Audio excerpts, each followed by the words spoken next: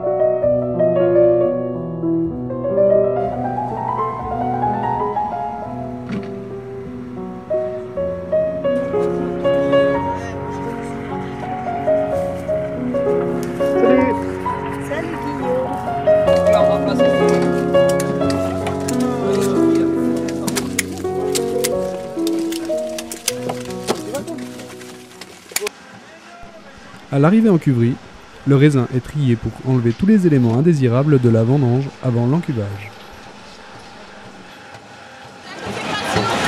Ça, c'est que du bonheur, ça. Qu'est-ce que tu penses des vendanges depuis le début, donc tous les grands crus, là, nous sommes dans la cave des grands crus. Qu'est-ce que tu penses de la qualité de la vendange Eh bien, c'est un millésime pas très facile à appréhender, mais je crois que nous avons fait un bon travail.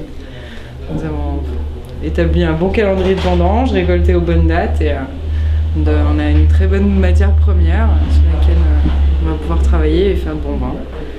Alors Mélanie, en fait explique-nous le principe du pigeage, à quoi ça sert et en fait...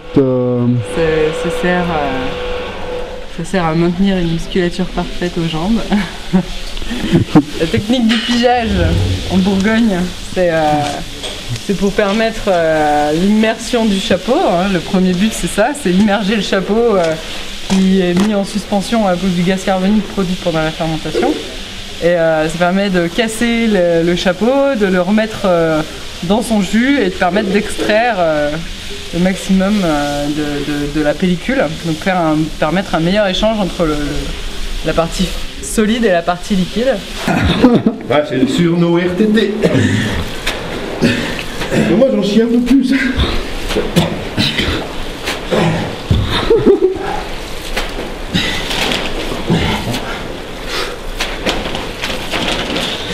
Je prends des pieds. On dirait Obélix. Oh, on n'est pas bien. Dans le raisin là. Euphorique. Stéphane, chef d'équipe des vendangeurs. Alors cette année, comment ça s'est passé? Très bien? Ah bah, très bien. Pas d'explosion, une belle revendange, des vendangeurs contents. Et puis nous aussi très contents, surtout quand ils sont plus là. Et alors ces vendanges? Bah, bonne vendange. Plus longue que d'habitude, puisque d'autres vignes à vendanger. Mais bonne vendange, sympathique. Et puis l'équipe de vendangeurs, l'équipe de porteurs? L'équipe de vendangeurs, bon ça, comme d'habitude, hein, mal dirigée, donc automatiquement c'est le bordel. L'équipe de porteurs, bah, j'ai eu un porteur qui m'a fait... qui a été blessé, accidentellement blessé par un trou de lapin. Donc, voilà. Qu'est-ce que t'en dis, Fred? J'en dis que ça me fait bien chier, pas vendanger. En fin de macération, place au décuvage, qui consiste à presser le marc restant dans les cuves.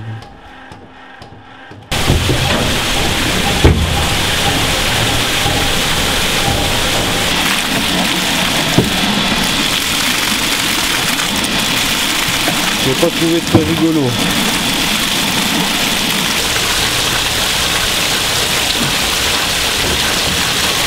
Alors explique-moi un peu cette année, comment ça s'est passé, tout ça. Et bien voilà, nous sommes à la fin des 5 semaines sans interruption de vendange. enfin, pas de vendange, mais de travail en cuverie. 20 jours de cueillette de raisins. C'est suivi donc tout le travail en cave. Donc là, nous avons notre premier week-end de repos. Et je dois dire que les premiers résultats de vin finis sont vraiment bien. Ouais, donc. On respecte des terroirs, je crois. Ils s'expriment vraiment bien. On avait un peu peur sur les acidités au début. Et puis finalement, les acidités s'estompent en vinification. Les vins se goûtent bien. Je dirais même niveau structure tannique, on arrive à sortir des choses vraiment sympas. Et je pense que voilà, c'est encore un peu tôt pour dire si le millésime était grand ou pas, mais en tout cas, ça devrait être un millésime très bourguignon, dans le sens où ni trop de maturité, ni pas assez. Voilà. Est-ce que c'était intéressant de vendanger, de vinifier des Hautes-Côtes, de la Côte de Nuit, de la Côte de Beaune? Ah oui, c'est très différent finalement. Hein. On a un petit peu près travaillé pareil pour toutes les cuvées. Hein. On laisse finalement bien la typicité de chaque terroir s'exprimer. On essaye de marquer le moins notre empreinte sur les vins.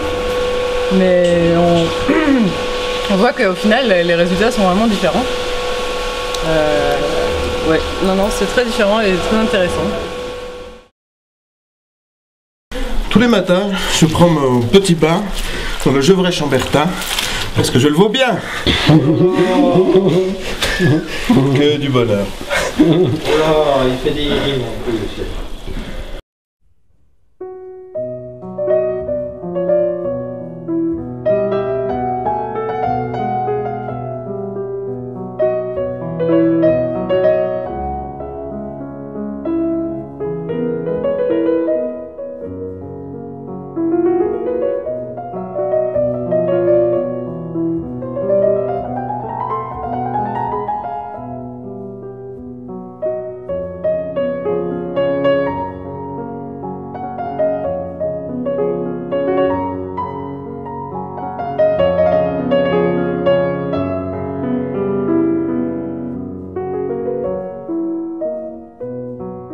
Texan, on voulait savoir comment t'as trouvé les vendanges. Le micro.